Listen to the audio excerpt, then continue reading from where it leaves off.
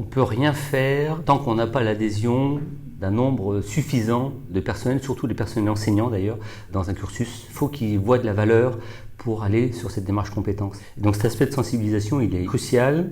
Et en général, moi, quand on me demande de faire une conférence de sensibilisation sur la démarche, je passe d'abord beaucoup de temps au pourquoi on le fait, avant d'aller dans le comment. Parce qu'aller dans le comment, aller sur des définitions de ce que c'est qu'une compétence, etc., si les gens ne voient pas à quoi ça sert, on perd notre temps. Donc on va d'abord interroger le pourquoi, qu'est-ce qu'on a à y gagner. Et le qu'est-ce qu'on a à y gagner est crucial parce qu'il dépend complètement du public auquel on s'adresse. On s'adresse à une licence professionnelle, c'est sûr que l'employabilité va être intéressante. Par contre, quand on s'adresse à un public en école d'ingénieur, l'employabilité, c'est nul et non avenu, puisque les élèves ingénieurs se placent très bien. En plus, les employeurs sont très contents de la façon dont ils ont été formés.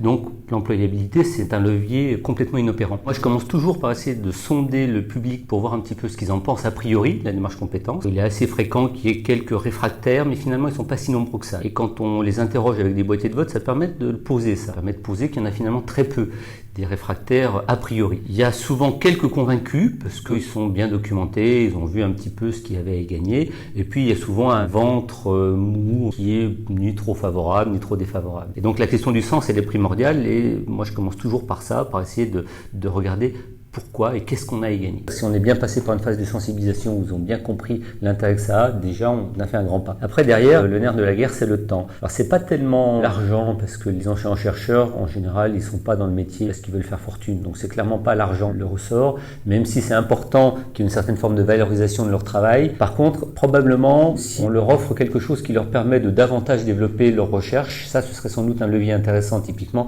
dans un appel à projet. Si au lieu de donner des heures de décharge pour travailler là-dessus, on donnait un ATER qui pourrait travailler aussi en recherche, sans doute que ce serait assez motivant pour les enseignants-chercheurs de se dire que oui, ils vont du coup dégager un peu de temps, peut-être qu'ils vont se libérer d'un petit peu de cours par cet ATER qui va faire une partie des cours qu'ils doivent faire cette année-là, mais aussi au niveau recherche, ils y gagnent un petit peu parce que l'ATER, il va pouvoir mener des actions de recherche qui sont intéressantes et on sait bien que les enseignants-chercheurs sont quand même beaucoup évalués sur leur recherche et assez peu sur leur implication pédagogique. Donc ce serait une façon de faire pour les engager davantage.